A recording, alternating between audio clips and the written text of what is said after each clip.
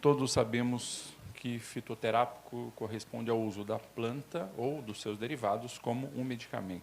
Isso não é novidade para todos nós. A fitoterapia tem como base principal o uso tradicional.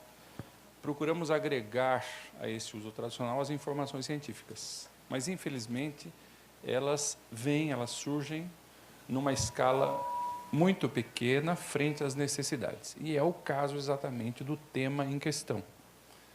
Você faz a avaliação da informação científica para esses vírus, para essas patologias, e é de uma pobreza absoluta. E a culpa não é de ninguém, a culpa é da dificuldade toda em você estudar 50 mil espécies de plantas superiores no Brasil. Quando você joga isso no mundo, a escala de objeto de pesquisa é muito grande. Isso dispersa a informação, mas nós temos que lidar com essa realidade. O farmacêutico não pode desculpar-se a ausência da informação científica, porque o problema existe. O paciente usa ou perguntará sobre essas plantas e nós temos que ter, no mínimo, uma opinião para uma orientação adequada. Então, a minha opinião como técnico é basear-se sempre no uso tradicional. Agregar o científico, mas na ausência do científico, o tradicional é uma referência. E é uma referência que serve, inclusive, no plano do registro de medicamentos junto à Anvisa. Em relação específicas com a dengue e outros vírus, uma informação de fato muito pequena. Posso fazer 3 destaques. Os usos como repelentes, o uso de algumas plantas para os sintomas menores da doença, que não deixam de ser relevantes, e o uso auxiliar como antiviral, contribuindo ao tratamento do quadro. Vocês devem receber pela internet e também dos pacientes pedidos de informação, e o paciente às vezes nem pede informação, usa direto mesmo, porque a internet é um veículo hoje em dia totalmente disseminado, de diversas formulações caseiras. Uma delas é o uso, por exemplo, do limão cortado ao meio, todo enxertado de botões de cravo. E coisas dessas flutuam na internet muito. Quais efetivamente são os produtos que se mostraram melhores como repelentes? Essas 2 plantas, que são plantas irmãs, 2 espécies do mesmo gênero, a citronela e o capim-limão, apresentam efeitos muito positivos, testados em modelos animais e em modelos clínicos. Eu pus uma imagem só porque as plantas são idênticas. A gente tem que diferenciar pelo olfato, pelo aroma. O aroma do capim-limão mais agradável, o da citronela um pouco mais desagradável, embora sejam muito parecidos. O cravo tem o seu destaque na forma de óleo essencial. Então, seriam esses 3 os mais destacados. O caso do óleo de andiroba, é um óleo fixo, não é essencial. Ele disseminou-se a partir de pesquisas da Fiocruz, que desenvolveu uma vela de andiroba, que foi famosa há alguns anos atrás. E essa vela é feita com o bagaço da semente que é usada para extrair o óleo. Isso não é uma realidade, principalmente daqui do sul-sudeste, é mais uma realidade do norte. E tem lá a sua eficácia, usar o bagaço para fazer uma vela e queimar essa vela, ela contribuiria com o efeito de repelente. E outras espécies em menor escala. Algumas literaturas estão disponíveis. Neste caso, 2 estudos com o caso da andiroba, e neste caso uma mistura de andiroba e copaíba. Vejam que não há comparação com o uso do produto sintético puro. A fitoterapia apanha de 10 a 0. E isso é assim mesmo. Estou falando de um extrato extremamente complexo, com pequenas concentrações, frente a um produto puro. Se houver uma escolha por potência, o produto puro, o produto sintético é mais relevante. Mas as pessoas gostam de usar o fitoterápico até por uma questão de filosofia. Para esse paciente, você tem as opções. E, infelizmente, o andiroba dá um resultadozinho muito pequeno. Que, no caso, andiroba isolado, copaíba isolado, a associação dos 2 não melhora frente ao uso da andiroba isolada. Então, é um resultado pequeno, fraco. Já o resultado dos 2, capim-limão, citronela e cravo, são importantes, são expressivos. Neste caso, dependendo da dose que eu utilizo dele puro, ele consegue chegar até 100% de repelência Esse é capim-limão e esse é citronela. E aqui no cantinho direito, o óleo de cravo. Vejam que essa repelência, ela é uma repelência que tem uma durabilidade restrita, até 2 horas, teria que se reaplicar novamente. Mas é concreto, não é um mito, não é pura e simplesmente um uso popular, é um dado experimental nos moldes de utilização de voluntários.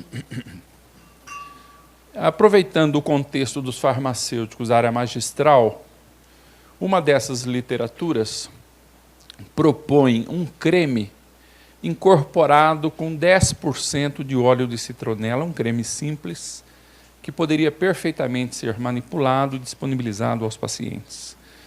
Aqui houve um teste com 2 formulações, 5% e 10% do óleo e o óleo puro, e dá um resultado de pelo menos ali 2, 3 horas. Esse produto foi testado do ponto de vista da estabilidade e tem a estabilidade compatível com a área magistral na faixa de 3 meses, mantendo as mesmas características fitoquímicas frente ao óleo puro usado no começo do procedimento.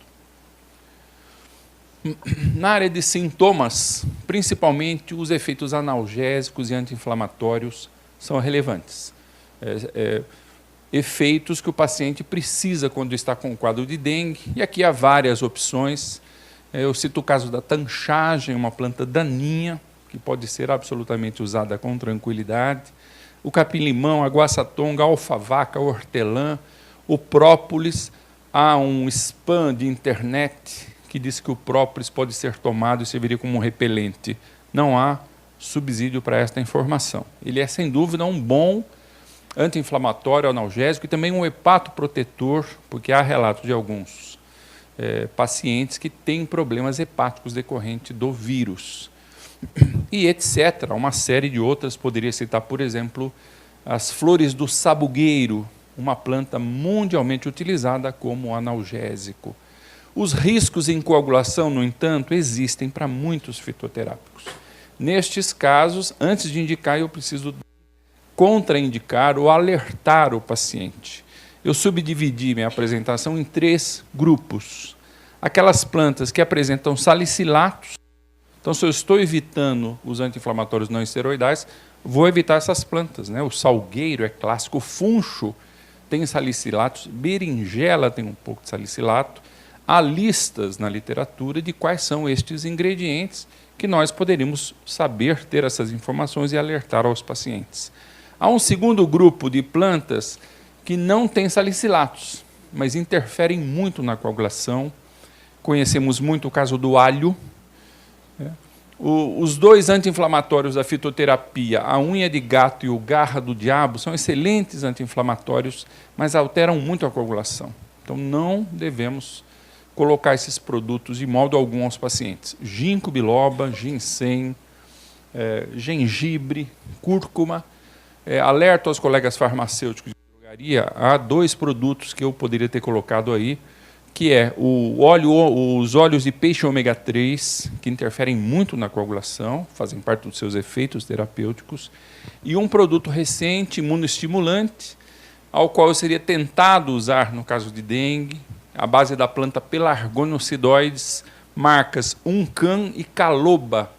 Esses 2 produtos interferem muito na coagulação, isso consta na bula, e seriam contraindicados nestas condições. E as plantas ricas em cumarina, que, como sabemos, equivalem a varfarina, interferem na coagulação muito também. Guaco, salsinha da alimentação, cumaru, xambá e outras. Do ponto de vista do uso da fitoterapia como antiviral, aí nós não temos estudos clínicos que me permitiriam estabelecer um protocolo clínico, mas eu tenho uma boa evidência tradicional e, não havendo a toxicidade, eu posso me arriscar a esta utilização. Há algumas literaturas que apontam a isso. Faço destaque aqui a essa Momordica charantia, chamada popularmente de melão de São Caetano. Podemos sugerir ao paciente, se ele quiser utilizar num quadro para diminuir a sua carga viral, o uso dos frutos sem sementes, a ser preparados caseiramente na forma de decocções.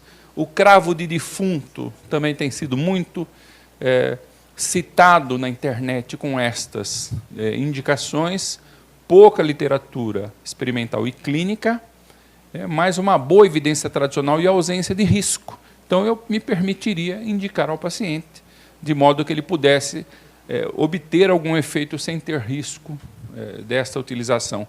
E as folhas da goiabeira, que também tem um efeito antiviral in vitro, não há estudo clínico nessa indicação, mas não é uma planta tóxica, não há risco algum em goiabeira, salvo uma possível constipação. Ela é usada como um antidiarreico. Enfim, temos efeitos, sem dúvida, muito menores em termos de potência frente aos produtos sintéticos. Essa é uma característica geral da fitoterapia. Mas, certamente, a segurança é muito maior, o custo e a acessibilidade.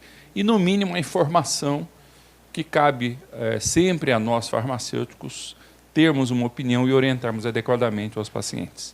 Espero ter ajudado, agradeço a oportunidade.